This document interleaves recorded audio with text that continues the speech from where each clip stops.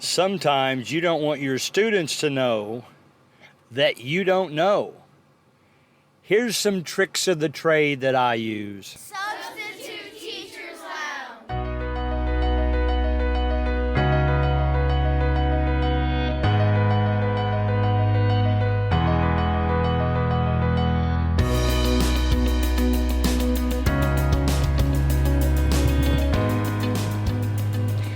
All right, guys. I am sitting in my truck recording this week's episode. I'm in the middle of a volleyball tournament. Been working the sport every night this week, so this is about all I can do. So I did bring a halfway decent microphone with me, so hopefully we'll be fine.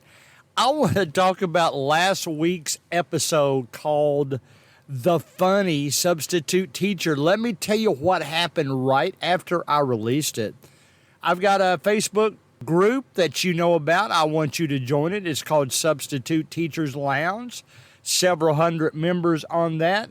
I always try to spur some discussion. Some of it takes off, most of it doesn't. So I'm trying to get that going. I would love you to join and have some conversations with us. But that's on Facebook, of course. But here, let me tell you what happened last week within maybe 30 minutes of when I posted the link to our episode, The Funny Substitute Teacher. Somebody made a comment, so now I have to be funny in the classroom too? No, thank you. And I'm thinking, oh man, that episode's going to go over like a lead balloon. Now, I could tell they said that so quickly that it was somebody that really doesn't listen to the episode. They just thought they'd get on there and make a comment. So I kept watching it, and sure enough, shortly after that, somebody else posted, that's obviously a substitute teacher that just doesn't get it. So I'm thinking, man, here we go. I thought we were going to have a little firestorm, but neither one of them replied anymore, and I didn't see too many more comments. And I am happy to say that you have to go way back to episode 54. In fact, 54 was our most popular episode. It's had close to 1,000 downloads, and it's on video version too. It's when we interviewed Jen Stevens about intermittent fasting. If you're interested in that, look back at that. And between YouTube and the episode, I think it's up to like 6,000 views or listen now. So that's awesome. But anyway, last week's episode, The Funny Substitute Teacher, you have to go all the way back to that other episode to find one that got more listens in the first week. So whether you like that idea or you just wanted to complain about that idea, you just wanted to see what I had to say, a bunch of you listened to that last week. So I'm glad. It was our most popular episode in its first week of any that we'd had since way back before COVID, all this COVID stuff started.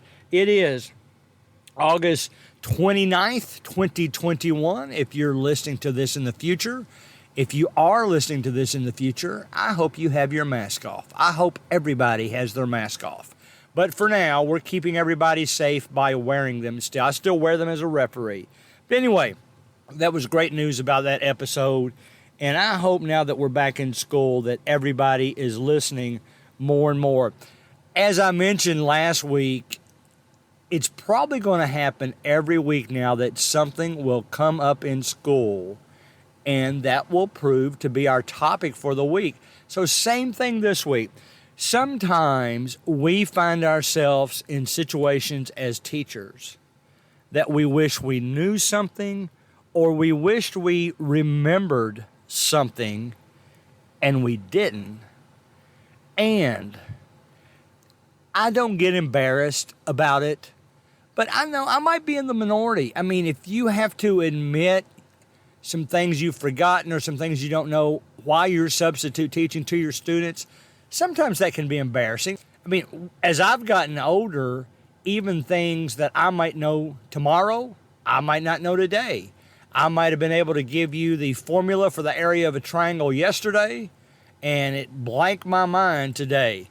And that happens all the time. So I'll tell you how I cover for myself when I do that. I don't lie, but I've found some ways just through practice. I didn't search them out, but as I got better at what I was doing, then I was able to come up with some things to help out in that regard. And I think it will be ideas that you can take and save that embarrassment, because it's a way to make it not obvious, whatever the word is. It will no longer be obvious that you had forgotten something or you don't know something. So I'll give you some ideas in that regard. Let me just start with the one that prompted me to record this episode. Here's a situation that as a substitute teacher you will find yourself in often. It just so happened that I had given a test this week. Couple of quizzes, they were short, but you know how students are. I'm subbing in high school classes right now, but this applies to all levels. As soon as they take a quiz, if they know that it's already graded, for instance, if you design it on Google Forms, it's graded as soon as they take it. They might not see their grade. I gave another test this week that is actually with a Kahoot template, not from a competitive standpoint or a timed standpoint or anything like that. It was just a Kahoot template, but it still would show them immediately when they answered a question whether they got it right or not. And most students like that. It's a little, to be honest, it's a little stressful for some. There's just some personalities out there that they really don't want to know right away what they got on their test.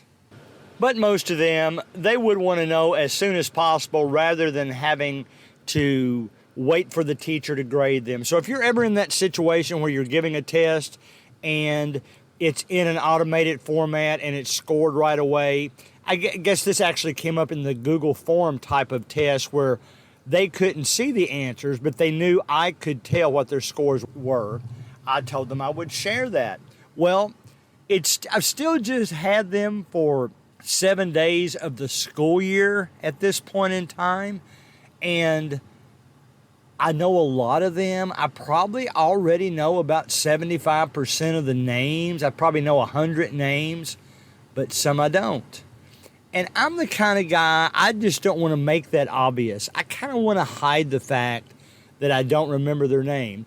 And to make things worse, now I could take the approach, and a lot of people do this, that they just say, I'm sorry, I've forgotten your name.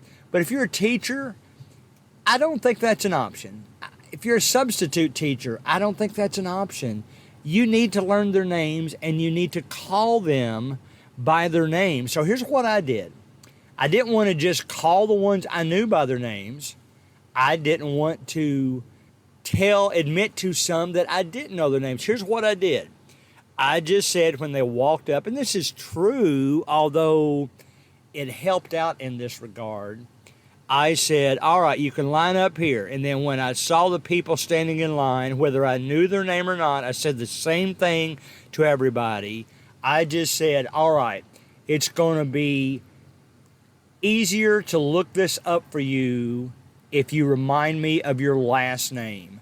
Now, students in that regard, they're all right with that because they know I'm probably going to know their first name, but at probably 90% of the time, I don't pay that much attention to their last name. In fact, it kind of bothers me to know their last name.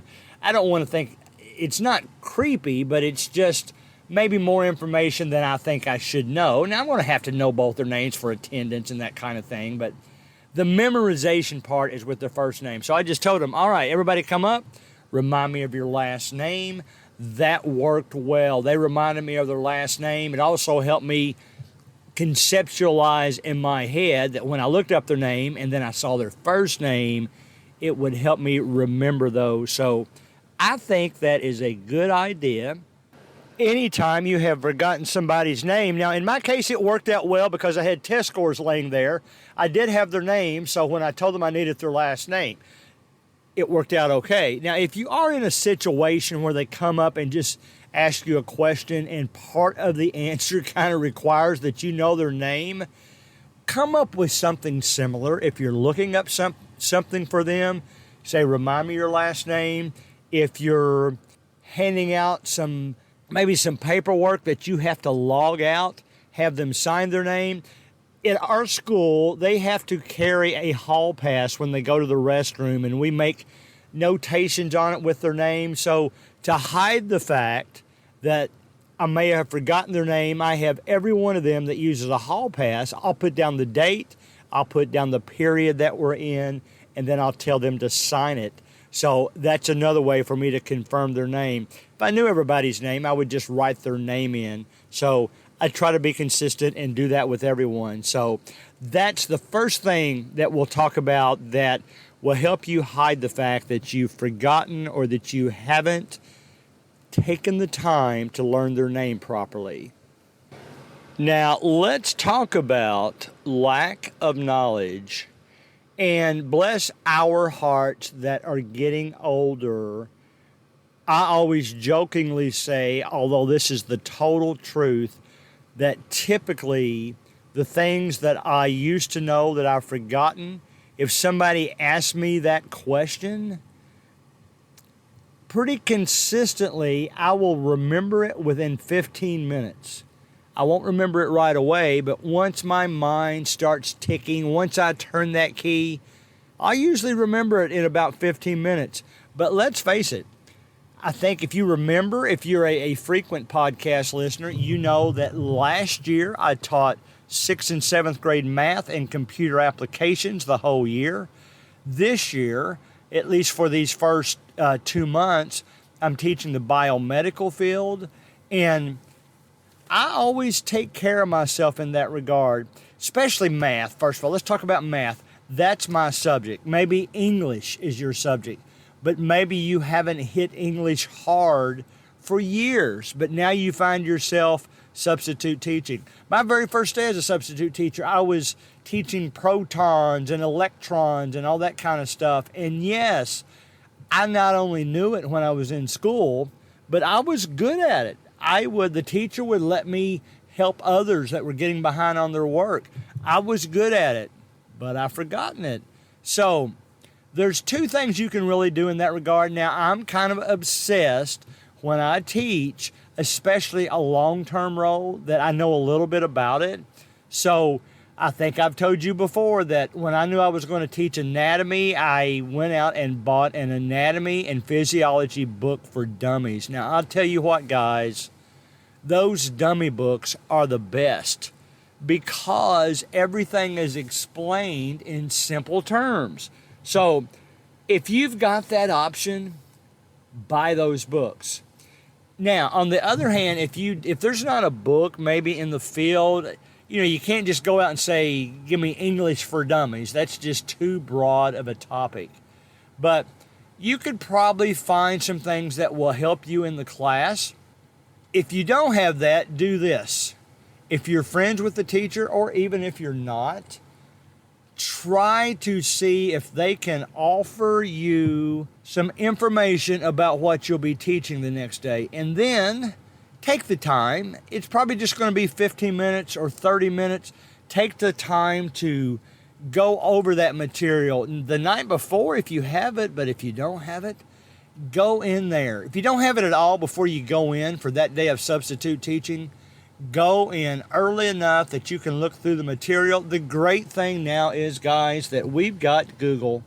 So if you see words in what you're getting ready to teach, you can Google that bad boy in just a few seconds, and all of a sudden you're ready to teach the class. So you then hide the fact that you really didn't know that material.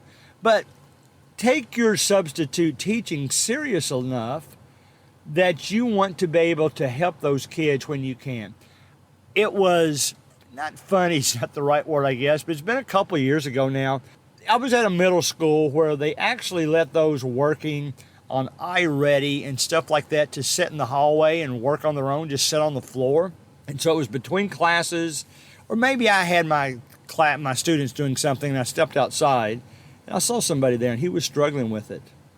I said, all right, I'll explain it and I'll actually walk you through and I'll do one for you, and then I'm going to watch you do the next one.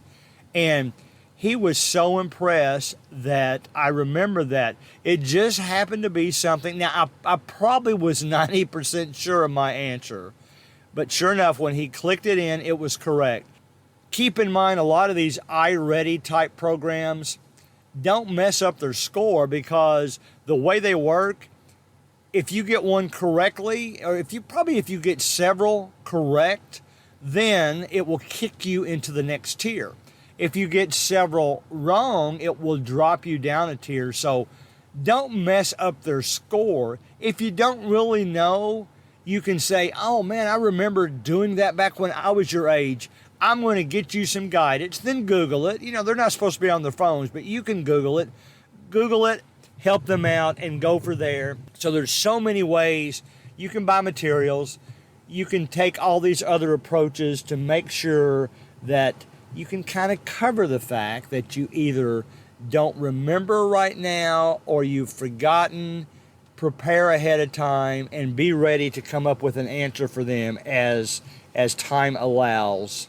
Now, if you've ever brought up a story about a student that's not in your classroom, was in another class, but you enjoyed the story and you told them that, be aware that those students are going to go immediately and tell the other student you've been talking about them. Let me tell you what happened. I actually told you this last week. There was a couple of freshmen in the high school that are dating. I last had them when they were in the 6th grade, so 3 years ago, and I'd still call them good student friends of mine, and to the point that we can joke around and enjoy being in the classroom together. But I made the comment, this is what I mentioned to you last week, there was a couple, and I said, okay, well, how long have these two been a couple? And the students in the room said, really about the 7th grade. Well, I knew that would get back that I brought up their name. I did, when they said since the 7th grade, I made the comment, don't you all think that they are both just really nice people? And everybody in the room agreed. So I made sure the next morning, it wasn't just to make sure they didn't hear it from other students. I made sure the next morning to go out of my way and tell both of them. I usually see them in the hallway every morning, and I'll say, listen, I want you all to know I talked about you guys. Let me tell you what I said. I was curious as to how long you all had been a couple. And by the way, they corrected and said we actually have been a couple for 3 years since the 6th grade.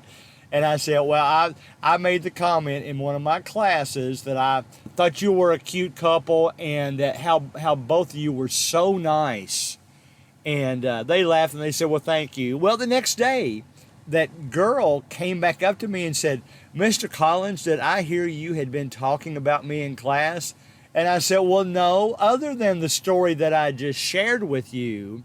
Now, had I not already shared that with her, it might have been a little bit more uncomfortable, because you know how the old telephone game works, where you whisper into somebody's ear and you go down a line of about 20 people and it's never the same when it comes out at person number 20 as it was when it started. Well, that's how these stories get started. So if you've ever talked about a student to another class, make sure when you leave that classroom, you tell that other student. And of course, don't talk about them in a negative way. I don't talk about students ever in a negative way. You'll have a price to pay if you do that. But when you talk about them positive to another class, make sure you tell them that you've talked positive about them and you want themselves to feel good about that, and share it in that way. Then when it comes back around that Mr. Collins has been talking about me in class, well, you know how to handle that. And you can tell, in this case, I just told the girl, I said, nope, no, I haven't said anything other than what I've already told you. And she smiled and said, well, that's what I was hoping. I just want to make sure. And I'm glad that those kids feel friendly enough with me, or comfortable enough with me, I guess is the best word, that they will come up to me and just ask me a question like that. They know I'll give them an honest answer, and I appreciate that. And as always, I told them I was sincere in that I thought they were two really nice students, really nice people. but find ways to build your students up that way. Talk about them positively all the time. There is good in everybody. So rather than ripping them apart, rather than criticizing anybody, find the good part in them first, and then we'll all grow together. I'll tell you one last thing that happened to me in the classroom this week that kind of surprised me. Sorry, guys, going back to a volleyball story again. And I don't know, I'm going to make some of the guys mad here that play volleyball, but here's what I said this week. And the world has changed for the good. Some things that we realize have been very chauvinistic, comments that are just not proper anymore, that might have been said all the time, maybe 40, 50 years ago. And those of us that are in our 60s now, we don't think as much about the sensitivity maybe as we should. I try to be as sensitive as possible. But let me tell you what happened, and it kind of caught me by surprise. I made the comment one day that I thought that girl volleyball players are actually smarter players than the guys are. And I said, usually the guys, myself included, we're concentrating on just hitting the ball as hard as we can. Whereas girls use more finesse. They think things through. They think through the strategy better. Yes, they want to attack the ball hard at the end, but they think the strategy out a little bit better. And I really feel that way. I've done boys and girls leagues both. So I made that comment. I said, I think girls are smarter volleyball players than guys are. Guys might be stronger as a stereotype, but girls are the smarter players. Well, it's interesting. One of the girls in there, not a volleyball player, one of the girls in there actually said, I take offense to that. So there wasn't really anything I could do other than saying, I shouldn't have said it. Let's just move on. So, and that's what I did. I closed it in that way. But then that day in my cafeteria duty, I walked up to some of the volleyball players. They all eat together. And I said, listen, let me tell you what I said in my classroom. And I told them, and I said, people like me that grew up in the 60s, we don't think that's offensive, but you all tell me if it is. They told me that no, we don't find that offensive. In fact, one of them said, I think that's flattering that you feel that way. So I'll say all that to say this. There are things that we used to say. I'll give you an example even from the 90s, but there's things that we used to say that we need to correct ourselves on. This is, I'll let you decide this, and I'm not going to give an opinion because I'm just going to describe a scene from Seinfeld. I love the old Seinfeld shows. I still watch the reruns, but there was an episode where Jerry had gotten an accidental phone call from a Chinese woman. He made the comment that he got her phone number. He's going to call her back. And Elaine was there in the room with him. And so he starts dialing. He says, I love Chinese women. And Elaine says, isn't that a little bit racist? And he made the comment, if I like their race, how could that be racist? And it got a good laugh, but that kind of comment is not quite as acceptable now as it was back then. So just be aware. You can say all you want to that I don't think somebody should take offense to this, but if they do, they do. So there's ways we can accomplish the same thing and not offend anybody. So that's what we need to work on, guys. So let's close it out by saying you're going to find yourself in uncomfortable situations that really don't need to be uncomfortable. So work on figuring out ways that you can cover for yourself, that use ways to hide the fact that you've forgotten their names, use ways to cover up the fact that you've forgotten how to do something in English or in math, or that you're just don't know it, don't remember it when it's something basic you should do. There are things you can do. I hope you learned from this episode, but that's the tricks of the trade. when you want to cover the fact in front of the students that maybe you don't know something that you should have known.